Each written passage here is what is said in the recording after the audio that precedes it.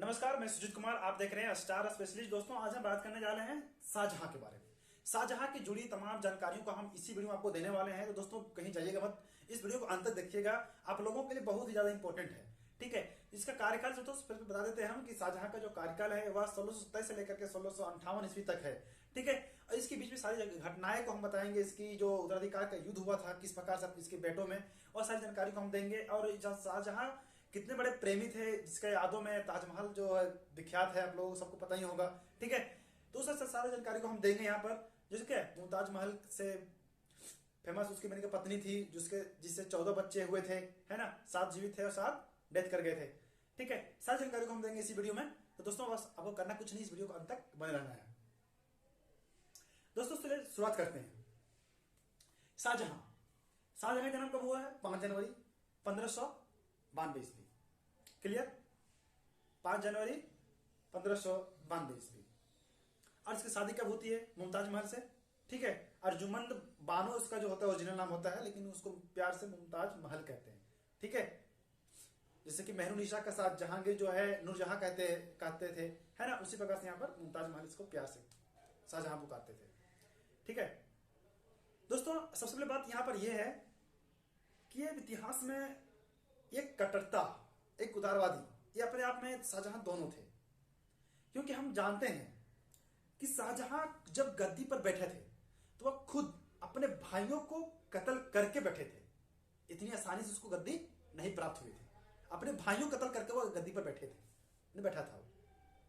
जो इसका ससुर था, कौन था? अशफाक खां। अशफाक खां कौन था? मेहरुनिशा की भाई था। ठीक है, मेहरुनिशा कौन थे? वो जहांगीर की पत्नी थी, 5वीं पत्नी। ठीक है दोस्तों, यहां पर एक इतिहास में बहुत अजीबो गरीब कहानी है, जिसका सुन करके मुझे बहुत मजा आता है। हमको जब पढ़ते हैं तो बहुत ज्यादा मजा आता है। इसके बाप शादी कर रहे हैं 1611 में, बेटा शादी कर रहा है 1612 में। क्या कहानी है? कुछ इमेजिन कीजिए, ये क्या क्या कहानी हो सकती है? इतनी सारी जानकारी को हम कैसे बताएं? और मैंने कि इतनी रोमांटिक भरी कहानी बताने वाले हैं आपको सामने, जो बहुत ही मजा आने वाला है। ठीक है, तो दोस्तों शुरुआत यहां करते हैं कि बाप का शादी 1611 में जहांगीर का मेहरुनिशा से, और 1612 में शाहजहां का शादी हो गया। उसकी ससुर कौन था? अशफाक खां। पत्नी कौन थी? मुमताज महल, जिसकी मृत्यु 1632 में हुई है ना। उसकी यादों में ताजमहल बना है। हम बताएंगे सारा कहानी करके, लेकिन यहां शुरुआत करते हैं कि शाहजहां को कितनी कठिनाइयों से होकर गुजरा, तब जाके शासन गद्दी पे था। हम दोस्तों यहां पर एक बात और नोट करेंगे।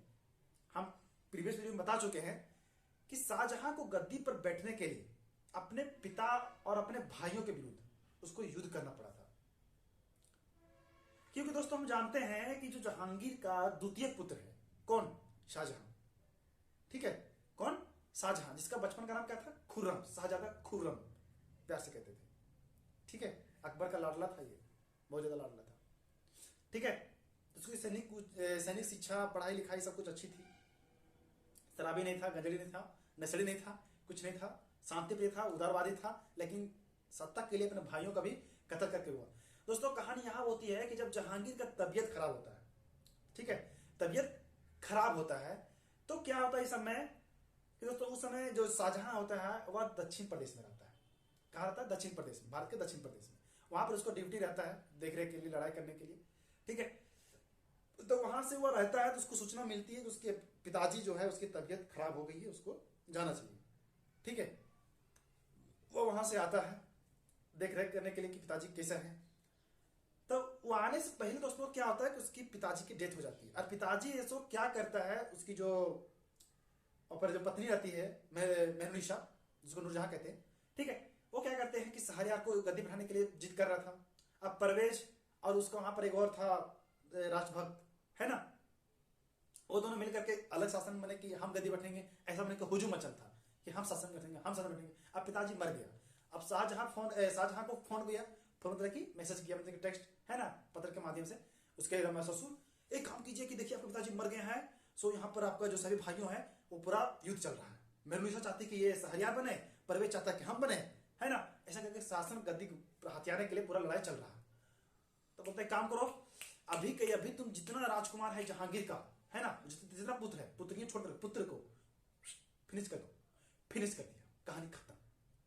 अब जब तक आया उधर से सूचना मिल गया कि चलो उसका ससुर जो होता है भाग उसको देता सूचना, एक काम कीजिए आप आराम से आइए, फिनिश कर दिए आपका सारा भाइयों को। सोच रही है कि अपनी गद्दी को पाने के लिए अपने चचेरे भाई को, चचेरे नहीं अपने मैंने कि भाई था, भाई मैंने कैसे कि मेरे पिता है, मेरे पिता 5 शादी किए हैं, अब 5 पत्नियां की अलग अलग जो बेटे थे, है ना, हम सारा कुछ प्रीवियस वीडियो बता चुके हैं किसका किसका किसका बेटा था, ठीक है, यहाँ पर टाइम वेस्ट नहीं करेंगे। तो क्या करेंगे, तो उसके सारे बेटों को मैंने भाई लगेगा जी, बाप का ही पुत्र है तो भाई लगेगा, मेरी माँ अलग है, ठीक है, तो उसी से सारा फिनिश कर दिया। और उसकी बेटी को जो पुत्री थी उसको मैंने अपने बेटे से शादी करवा दिया था उसको, साझा, ठीक है, आगे बढ़ाएंगे हम उसका।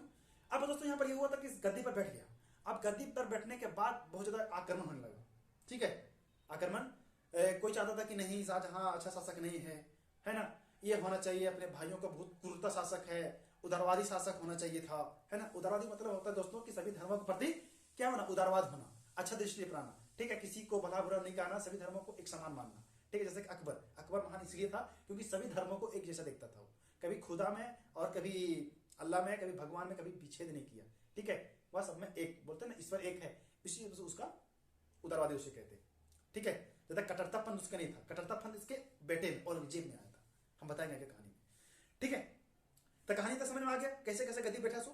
अब मैं यहीं पर से दोस्तों क्या होता कि जब युद्ध चल रहा था, है ना, युद्ध चल रहा था गुजरात से, बंगाल से, अवध से, दक्षिण प्रदेश से, तो उस समय एक बार क्या होता 1632 ईस्वी में, है ना, 1632 ईस्वी में क्या होता है, वो यहाँ पर था, मैंने गद्दी बैठने के बाद वो गया था दक्षिण प्रदेश लड़ने के लिए युद्ध में। तो उसी समय क्या होता है कि हथियाने के चक्कर में क्या होता है कि उसकी अचानक से उसकी 14वें पुत्र, है ना, 14वें पुत्र की बच्चे को जन्म देते देते मुमताज महल की मृत्यु हो जाती है ना, बच्चे को जन्म देके मुमताज महल की खुद मृत्यु हो जाती है ना, तो वहां से आते हैं वो, तो उसके आदर के लिए मैंने कि आगरा में जैसे कि ताजमहल बना हो, वहीं पर उसको बनाते हैं किला, जिसके जो होता है ना दफना जाता है, दफनाने के बाद उसको मैंने कि अंतिम इच्छा था मुमताज महल का कि हम ऐसा कुछ बनाए जैसे कि इतिहास याद करें, है ना, तो उसकी इच्छा था कि इतिहासकार जो था उसको बुलाया, लेखककार था उसको बुलाया, है ना, और ने कि क्या बोलते उसको मूर्तिकार था उसको बुलाया, है ना, डिजाइनर था, वैज्ञानिक था, शोधकर्ता था, ऐसा जमीन तलाशा गया कि कहाँ पर परफेक्ट रहेगा, क्या ऐसा बनाया जाए, तो सबसे मैंने अजीबो गरीब ऐसी जो डबल कॉपी कोई ना कर सके, ऐसे फिर ताजमहल का निर्माण करवाया, ठीक है, 1644 में जाकर इसका काम खत्म हुआ, 15-16 साल तक इसका काम चला था दोस्तों, ठीक है। यहाँ बात देखो, उसकी अपनी पत्नी का इच्छा पूरा किया, बहुत ज्यादा प्रेमी था, क्योंकि प्रेमी कुछ भी कर सकता है, प्रेमी पागल होता है ना, आप अपने आप मत चले जाइए, हम शाहजहां की बात कर रहे हैं, ठीक है, तो प्रेमी पागल था बना दिया, लेकिन वह बहुत ज्यादा उदारवादी शासक था, ये बात रखिएगा, पागल नहीं था, अच्छा शासक था, ठीक है, यहाँ पर हो गया। उसमें दक्षिण था, कहा जाता, पूछा जाता क्वेश्चन कि जब वो शासक लड़ रहा था तो उसकी पत्नी की मृत्यु हुई तो वो कहाँ पर था, तो दक्षिण प्रदेश में था, दक्षिण भारत में था, ठीक है। अब कुछ दोस्तों यहाँ पर ये होता है कि उत्तराधिकार का युद्ध, उत्तराधिकार का युद्ध क्यों इंपॉर्टेंट है, क्यों इंपॉर्टेंट है, ऐसा जानकारी हम आपको बताते हैं दोस्तों। हुआ ये कि किसी शासक के प्रति ऐसा नहीं है कि उत्तराधिकार माने कि हम राजा हैं, हमारा बेटा बहुत सारा है, 5, 6, 4 है, तो उत्तराधिकार मतलब होता कि हमारा बड़े बेटा है वो शासक बैठेगा, तो लेकिन यहाँ पर दोस्तों यह था कि शाहजहां का जो बड़ा बेटा था वो कारा कोशा था, कारा शिकवा था, तो कारा शिकवा जो था दोस्तों वो बहुत उदारवादी था, और औरंगजेब क्या था, कट्टरता था, ठीक है। तो दोस्तों हम जानते हैं कि यहाँ पर कि औरंगजेब शाहजहां का 14 पुत्र हुआ था टोटल, 14 में से 7 फिनिश हो चुका था ऑलरेडी जन्म के मात्र, जन्म के कुछ दिन के बाद, और 7 जीवित थे अभी भी जब उसका शासन चल रहा था उसमें, और 1658 ईस्वी तक जिंदा थे, उसके बाद धीरे करके कहानी खत्म हुआ था, ठीक है। तो उस समय क्या हुआ, उस पहले 4 बेटों का आप नाम लिख लीजिए, हमको नोट वन आ रहा लेकिन 2-3 आ रहा है, तो हमको बताते हैं, 1 मिनट ध्यान दीजिए।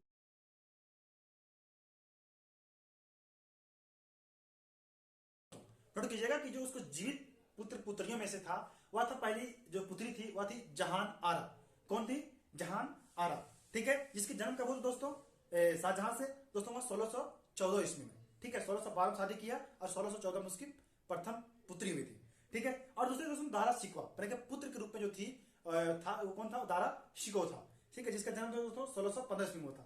और थर्ड नंबर में थी वह लड़का था, वह कौन था, शाह शुजा, कौन, शाह शुजा, इसका जन्म था दोस्तों वह 1616 ईस्वी में हुआ। कब? 1616 ईस्वी में हुआ था। क्लियर? तीन हो गया। और दोस्तों चौथा नंबर में था वह था रोशन आरा, फिर पुत्री थी। चौथा नंबर में पुत्री, फर्स्ट नंबर पुत्री, सेकेंड और थर्ड पुत्र। ठीक है, रोशन आरा जो 1617 ईस्वी में हुआ था। क्लियर? और पांचवा नंबर में दोस्तों हुआ था औरंगजेब। कौन? औरंगजेब। इसको जन्म पूछा जाता था 1618 ईस्वी में और बहुत ज्यादा कट्टरता था। ठीक है। और छठा नंबर दोस्तों जो था वो तो लड़का था, वह कौन था? मुराद बख्श। कौन? मुराद बख्श। और 7 नंबर जो था वह कौन थी? वह लड़की थी गोहन आरा। गोहन आरा जिसकी जन्म 1631 ईस्वी में, यानी कि इसी के जन्म के समय में मुमताज महल की मृत्यु हुई थी। लास्ट पुत्री, 14वां पुत्री थी यही। ठीक है, गोहन आरा। क्लियर हो गया? तो दोस्तों सबसे पहले यहाँ बात देखिएगा कि कहीं ना कहीं जो सभी इसके पुत्र पुत्रियां थी वह सभी गद्दी के ललाहित थे, है ना, गद्दी के लिए ललाहित थे, मैंने गद्दी बैठने के लिए हम गद्दी बैठेंगे। तो कहीं ना कहीं पुत्रियों यानी कि उसकी बेटियां जो थी अपने भाइयों का साथ दे रहे थे। ठीक है, तो पहले जो प्रथम जो पुत्री थी वो प्रथम बेटा का, मैंने कि बड़े भाई का, है ना, अपने से छोटे भाई का साथ दे रही थी। और जो थर्ड नंबर में थी, है ना, 4 नंबर में जो थी पुत्री वो 5 नंबर का औरंगजेब का दे रही थी। और जो 7 नंबर में वो थी उसके बाद कौन किसको दे रही थी? गोहन आरा मुराद बख्श को दे रही थी साथ गद्दी बैठने के लिए, है ना। तो इस प्रकार से मैंने कि भाइयों के साथ में खेल हो रहा था। तो दोस्तों कहानी यहाँ शुरुआत होती है, जो आपको एक कहानी के तौर बताएंगे। ठीक है कभी कभी हम पॉइंट भूलेंगे तो हम आपको पॉइंट व्यू से बता देंगे यहाँ पर। ठीक है दोस्तों, कहावत ये कहा जाता है कि जब शाहजहां को एक तबीयत खराब होता है 1657 ईस्वी में। ठीक है, 1657 ईस्वी में तबीयत खराब होता है तो सभी बेटों का ड्यूटी रहता है कहीं ना कहीं, लेकिन दारा सिकवा जो होता है वह वहीं रहता है। कहां पर? अपने राजघराने घर में रहता है, उसको दूर दराज नहीं भेजा जाता है। ठीक है, तो शाहजहां की तबीयत खराब हो जाता है रामाचारा का। तो क्या करता है वो देखता है कि ये देखो हम गद्दी तो चढ़ा नहीं सकते हैं, एक काम करते दारा सिकवा को हम अपनी तरफ से उत्तराधिकार का और मेरे की घोषणा सबको दे देते हैं कि अब मेरे बाद ये गद्दी पे बैठेगा। तो ये जो बात सुना ना, तो सभी भाई औरंगजेब, शाह सुजा और मुराद बख्श, ठीक है, सभी में क्या हुआ? हलचल मच गया। सभी अपने दूर दराज में था तो अपने पिताजी को देखने के लिए, है ना, कि पिताजी को देखने के लिए क्या हुआ कि पूरा पूरा हाथी घोड़ा सैनिक सब लेकर आके घरे देखने के लिए कि बाप हमारा कैसा है, समझा। तो कहानी यहां शुरुआत होती है। शाहजहां जानता था कि अगर सभी पुत्र मेरा एक साथ सैनिक के साथ में आ जाए तो युद्ध होना निश्चित है, इसलिए चाहता था कि वह सिर्फ अकेले आए, सैनिक लेकर ना आए, उसको डर था। इसलिए उसके सभी अपने बेटों को आने से पहले वह अपनी जो प्रथम पुत्र था किसको? कारा सिकवा को राजगद्दी देने का सौंप दिया, मैंने कि उसको बाहर संभालने का घोषणा कर दिया था। ठीक है तब विद्रोह अब चालू हो गया। कारा सिकवा तो था उदारवादी रहता था, मैंने उदारवादी पुत्र था उसका, है ना, सभी धर्मों को एक समान मानता था, है ना, और सोच अच्छा था। लेकिन औरंगजेब वो चाहता था कि मुगल साम्राज्य में ऐसा राज शासक स्थापित करेंगे जो इस्लाम धर्म हो, हिंदुओं को पूरा कटरता। तो इसलिए तो मुगल साम्राज्य खत्म हो गया औरंगजेब के आने के बाद, उसका कहानी खत्म हो गया। क्योंकि औरंगजेब इतना खतरनाक था कि अपना पूर्वज जो आर्थ चलते मुगल काल का, है ना, वो तो चल नहीं पाया अपने बेटों को तक, अपने काल में ही सीमित कर दिया, है ना, औरंगजेब। क्योंकि इतना बहुत कठोरता पसंद नहीं है। क्योंकि अकबर देखो, अकबर का महान इसलिए कहा जाता है क्योंकि वह सभी धर्मों को एक समान मानता था, लोगों प्रति प्रेम था, विश्वास रखता था, है ना, लोगों पर ट्रस्ट करता था। लेकिन ये करता था, कटरता था, कुछ गलत किया सीधा मर्डर कर दो, फांसी कर दो, ये कर दो, ये काम शासक होगा भाई। इस जनता के बीच में रहो, जनता की दुख जानो, कृषकों की, मजदूरों की, आम जनता की, है ना, सेवकों की, नौकरों की, सैनिकों की दुख प्रेरणा कभी देखो नहीं, ऐसा कुछ नहीं। ठीक है, तो ज्यादा कटरता करोगे भाई तो खुद चले जाओगे, तो खुद चला गया। 1707 ईस्वी में औरंगजेब की कहानी भी खत्म हो जाती है। दोस्तों यहाँ पर नोट कीजिएगा कि औरंगजेब और मुराद बख्श में एक समझौता हुआ था, है ना, एक समझौता हुआ था जिसमें कहा गया था कि पंजाब और अफगानिस्तान, है ना, मतलब कि उत्तरी पश्चिमी झाड़ में जो क्षेत्र है वह सब जीतने के बाद और स्वतंत्र राज मुराद बख्श को दे दिया जाएगा। और जीतने के बाद जो कि सोना चांदी हीरा जवाहरात जो मिलेगा, है ना, उसका 1/3 भाग किसको दिया जाएगा? मुराद बख्श को। ये दोनों भाइयों मिल करके दारा सिकवा का विद्रोह करने के लिए वह आ रहे थे, कहां पर? आगरा में। क्लियर? तो यहां पर आज जब आ रहे थे तो दोनों में ये समझौता हुआ कि चलो एक काम करते हैं, दारा शिकोह को गद्दी बैठा दे, उसको हटाने के लिए हम दोनों मिल जाते हैं, है ना। दोनों भाई मिल गया, दारा शिकोह अकेले पड़ गया।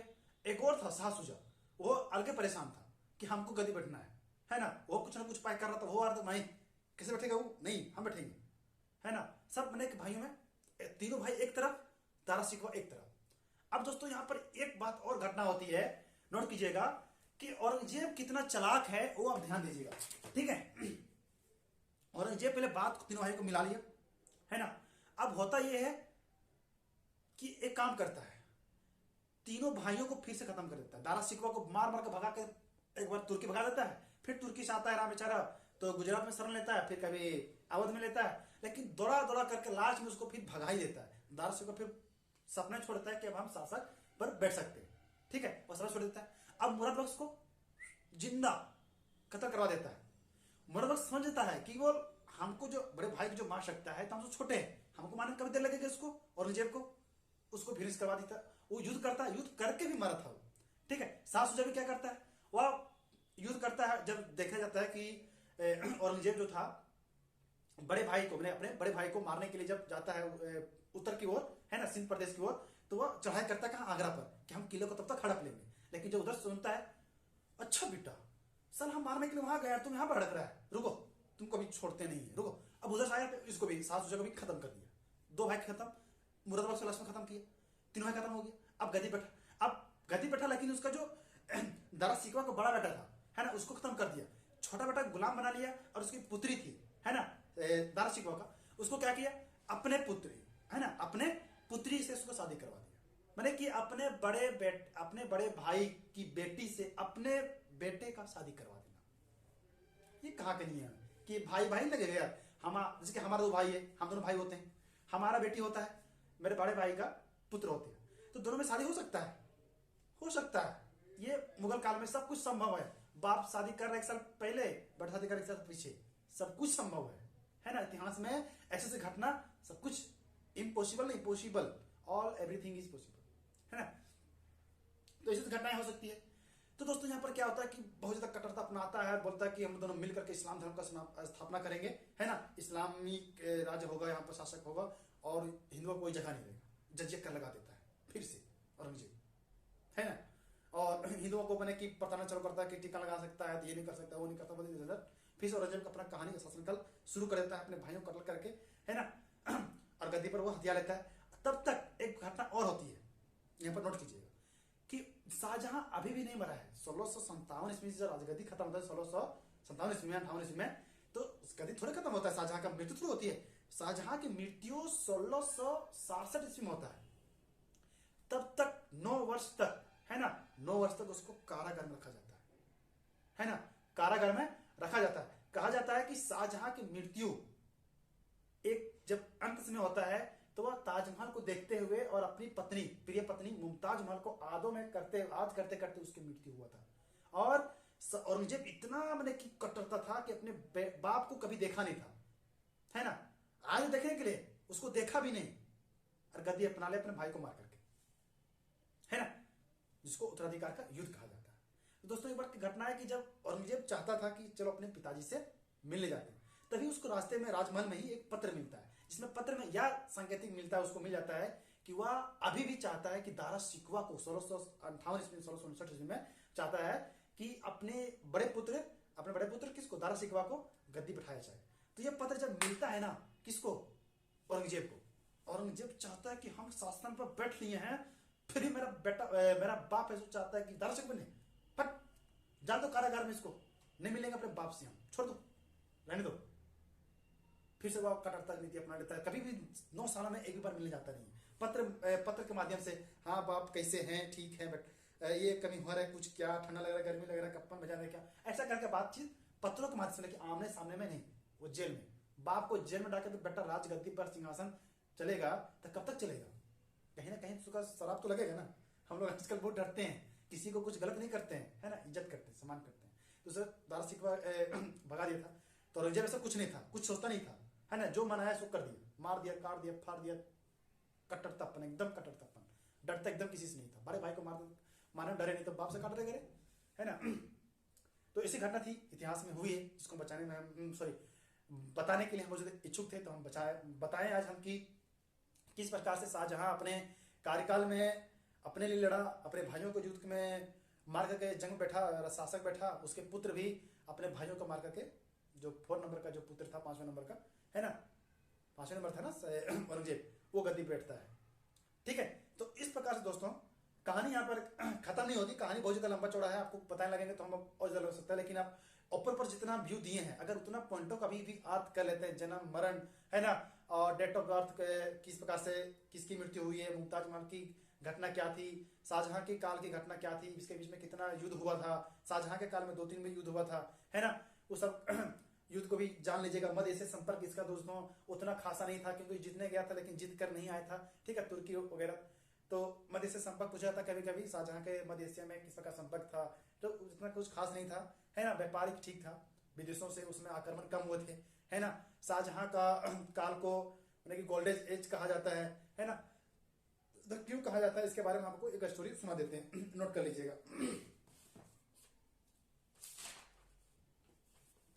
दोस्तों यहाँ पर 10 मिनट आपको बताएंगे हम, ठीक है, 10 मिनट तो पूरा आधा नहीं होता, लेकिन आपको नोट्स के माध्यम से सुना देंगे, जो आपको स्क्रीन पर भी लिख के आ सकता है, नहीं तो फिर आप नोट कर लीजिएगा।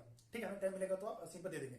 ठीक है दोस्तों, कहा जाता है कि यहाँ तक यह बात इतिहासकारों को भी स्पष्ट नहीं मिलता है, किया गया है कि स्वर्ण युग या था या नहीं था शाहजहां के काल को, क्योंकि मुझे मानना है, मतभेद है, क्योंकि इतिहासकारों का मतभेद हमेशा एक जैसा नहीं होता, मैंने कि मानना जैसा नहीं हो, कुछ होता नहीं हो सकता है, नहीं हो सकता है, किस कारण से मानते हैं। ठीक है, उस समय शांति व्यवस्था अच्छी थी शाहजहां के काल में। ठीक है, तो नोट कीजिएगा पहला पॉइंट दोस्तों, उससे पहले जान लीजिए कि 1627 से लेकर के 1658 ईस्वी तक, ठीक है, 30 वर्ष का शाहजहां का जो शासन काल है ना, वह साधारणतः मुगल शासन का स्वर्ण काल कहलाता है। ठीक है, उस